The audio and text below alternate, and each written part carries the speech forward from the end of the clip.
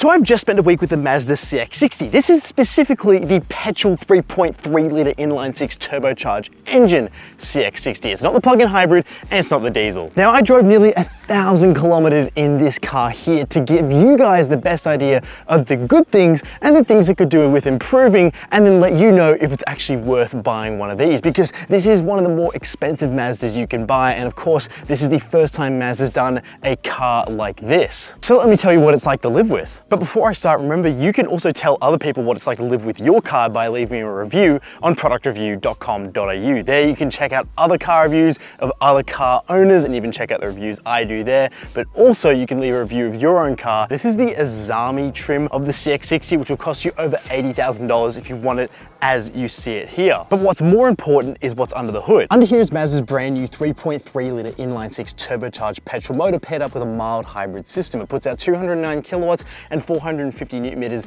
as you see it here. If you want the most powerful motor, you'll have to pay for the plug-in hybrid, but you do get a naturally aspirated four-cylinder instead of this inline-six. Now this thing has been a bit thirsty. It's been closer to 10 litres per 100 Ks when I've been driving around. Even on the highway, I got it just below 9 litres per 100 Ks, so it is more of a thirsty motor to drive around town, even with that mild hybrid system, which will shut off while you're driving, so you get some time where your revs are actually at zero to sort of conserve fuel a little bit, and it also helps smooth out your gear changes as well. Now, other good things on the outside, these LED lights are nice and bright, but I did find them to be a little bit dim during the mid-afternoon slash dusk time. I wish they were just a tiny bit brighter, but then at night they did a really good job of their high beams.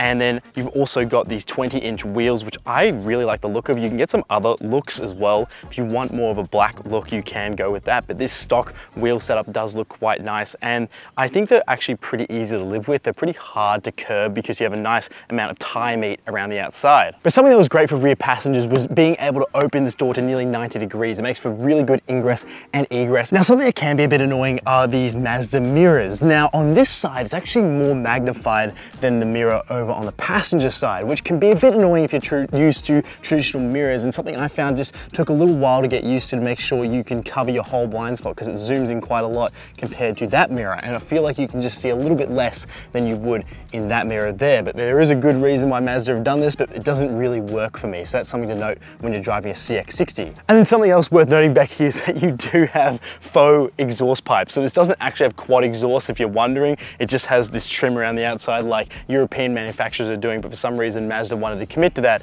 and then made a set of faux exhaust pipes at the back of the CX-60. But something that's really good about the CX-60 is for its size, it has a huge boot back here. It's nice and cavernous, nice and boxy, and it also has a 12-volt socket here in the rear, and you do have a little netted cargo separation here for any small items. Underneath the boot floor, you do have a spare tire, which gives you nice peace of mind, especially when you're doing a road trip like I did in this car. And I also do like this roller cover, which also rolls up and down with the boot, and it just looks quite nice. But this was a great amount of space to take 3 people's worth of luggage. Now the back seats in here are fantastic. Now I'm sat behind my driving position, which is a bit more laid back than normal here, but you do get proper amounts of knee room, good amounts of feet room. You have 2 USB-C ports, rear heated seats that have 3 zones of adjustment as well for these back seats if you get this more higher end Azami spec. And you've also got a AC port, just like a household plug, which puts out 220 volts. Now, even if you take this middle seat, the transmission on the exhaust tunnel is pretty narrow, so it's actually okay to take 3 people, but it's more comfortable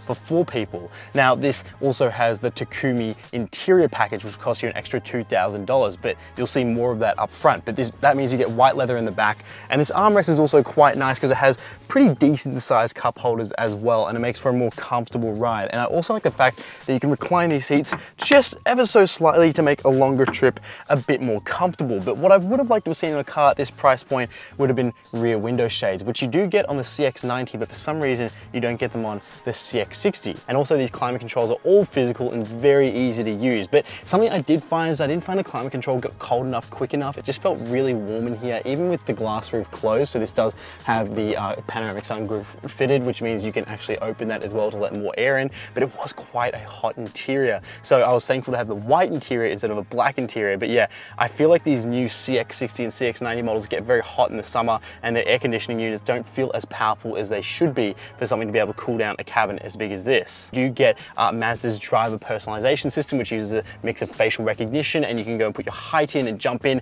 But personally, I haven't been using it. It seems a bit gimmicky to me. That's fine. I think it's a really useful feature if you jump between several drivers, but it's just you mainly and one other driver. I don't find it that hard to use the electronic adjustment here for the steering column and the electric adjustment for the seat just to find my ideal driving position. It really doesn't take that long to get comfortable in this car, but that's a compliment. It's not that hard to get comfortable, so I really don't think you have to use the driver personalization system, but it's there in this top trim CX-60 if you want to use it. And what I like for a big straight six motor, we do get a floor mounted accelerator, which just feels like I get a bit more modulation and control over the revs here. Now, this screen here, the driver's display, I have a bit of a gripe with because it looks great, it's really crisp, it's nice and responsive, but it's just a bit pointless. I think if you're using a screen, you want to maximize it by putting some cool software in there to make the most of your media controls, your navigation, things we don't get here in the screen. Instead, you'll have to use the center screen over here. But if you're fine with just trip information and vital car information, that's exactly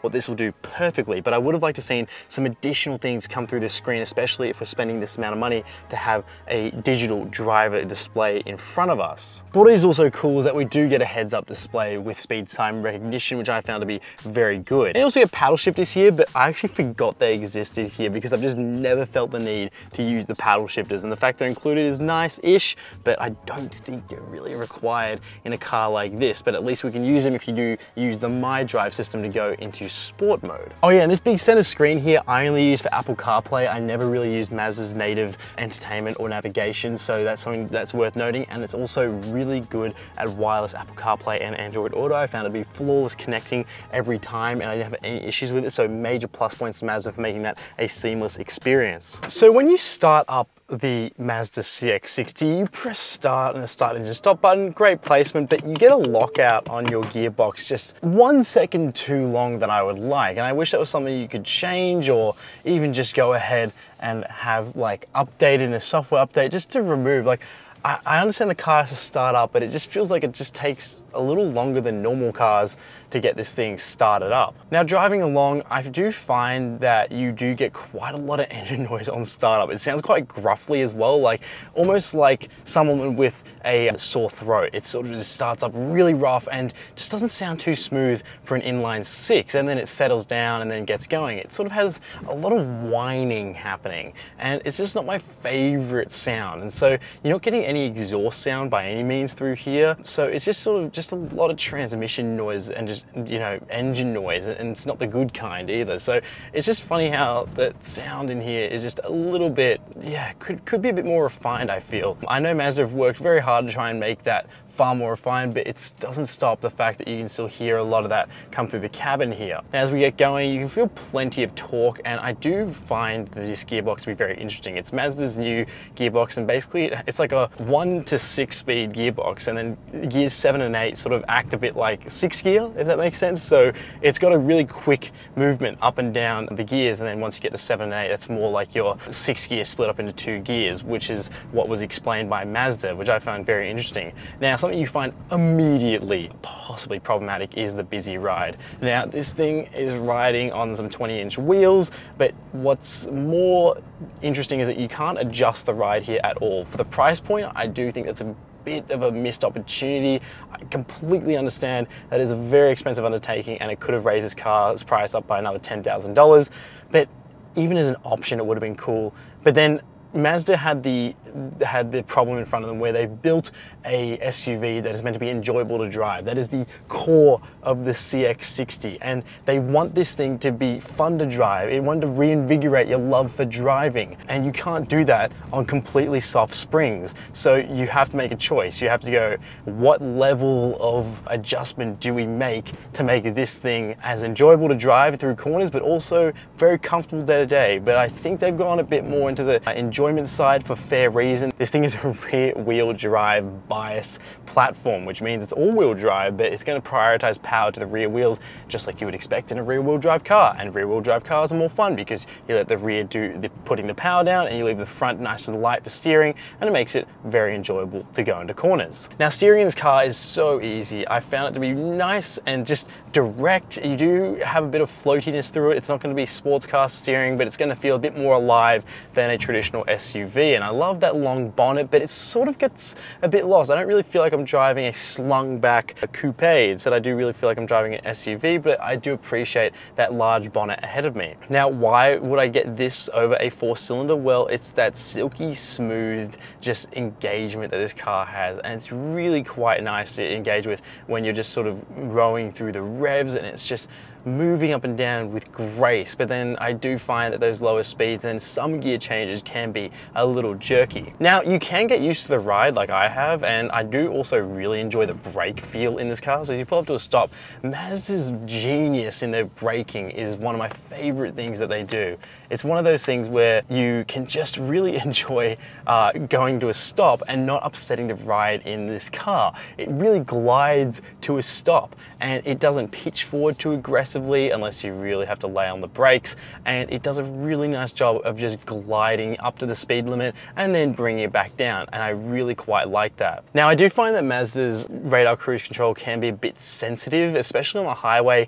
It was getting a bit distracted by big trucks that were in the left lane, and it really started to slow down when I was trying to overtake, and so I found that to be a bit annoying. Other things in the driving experience that I wasn't loving, not too much. I actually find this to be one of my favorite driving SUVs. I really enjoy it, except it just needs some refinement with that integration with the gearbox and engine. But what would make this car perfect in a facelift would be some adaptive dampers and some fine tuning with that gearbox and motor integration to make this a lot smoother. And by making this car smoother to drive, I reckon it will just be an absolute winner in this space. Now, thank you so much for watching. If you want to see my full review of the CX-60, you can check it out above my head, and I'll see you in the next one.